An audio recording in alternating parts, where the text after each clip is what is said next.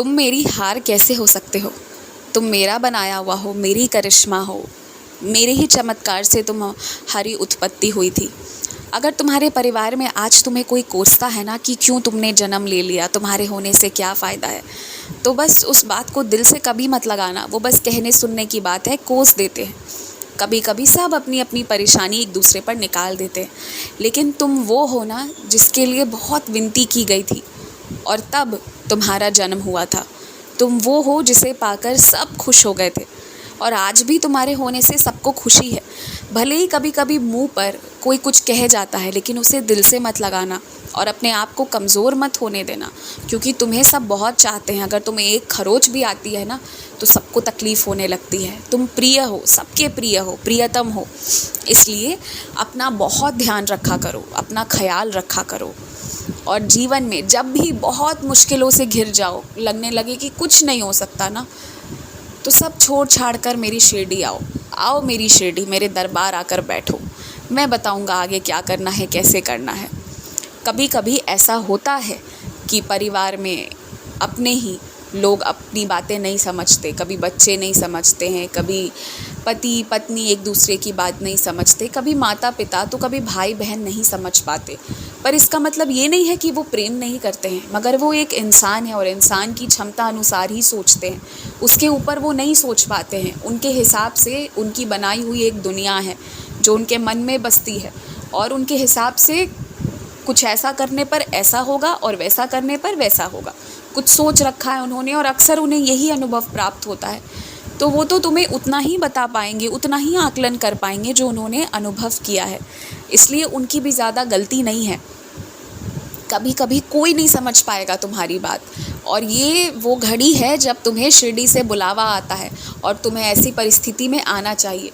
तुम अपनी जन्मदिन, सालगिरह, किसी विशेष उत्सव पर आओ या मत आओ, इससे कोई फ़र्क नहीं पड़ता। तुम्हें आशीर्वाद तो शिरडी से मिल ही रहा है, लेकिन जब मन इस तरह से कमज़ोर होने लगे ना, तब ज़रूर आओ मेरी शिरडी और शक्ति लेकर जाओ, सब ठीक करवा कर जाओ। अभी तुम कितनी सारी दवाइयाँ खाने लगे हो, लेकिन जिस दिन तुम ठान लोगे ना कि मुझे अब इन दवाइयों को कम करना है, मुझे अपने शरीर पर ध्यान देना है, अपने मन पर ध्यान देना है, अब मुझे स्वस्थ होना है, उस दिन तुम्हारा स्वास्थ्य एकदम सुधर जाएगा। तुम्हारे प्रण लेने मात्र की देरी है। एक बार प्रण ले लो और फिर देखो कैसे सब बदल जाएगा। और मैं एक बात कहूँ तुमसे, जो हुआ सो हुआ, जो हो गया वो ख़त्म हो गया। आज से, अभी से तुम प्रण ले लो कि मुझे खुशी से जीना है, अच्छे से जीना है।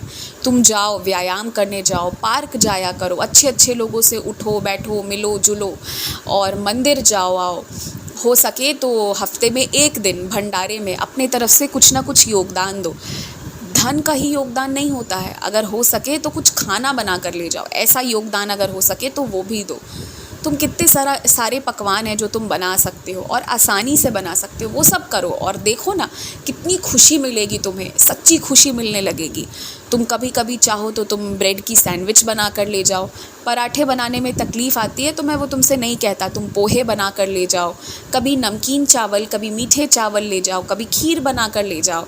और वहाँ आसपास मंदिर में जो भी लोग आते हैं, पहले पुजारी जी से उसे चढ़वा दो और बाद में उसे वितरित करो। तुम देखो कितनी खुशी मिलेगी। जब कोई बहुत भूखा इंसान कांपते हुए हाथ लेकर तुम्हारे आगे आएगा और तुम उसे भर पेट खिलाओगे ना, तो देखना तुम कितना गौरवान्वित महसूस करोगे और तुम्हें जीवन से एक अलग सा प्यार, अलग सी मोहब्बत भी हो जाएगी और जीवन में कभी कोई कमी नहीं रहेगी तुम्हारे। तुम निश्चिंत होकर रहो, खुशी से जियो, सब अच्छा होगा।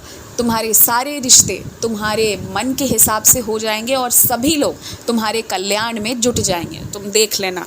बस अभी जो बीमार हैं उन्हें मैं पहले ठीक कर दूं।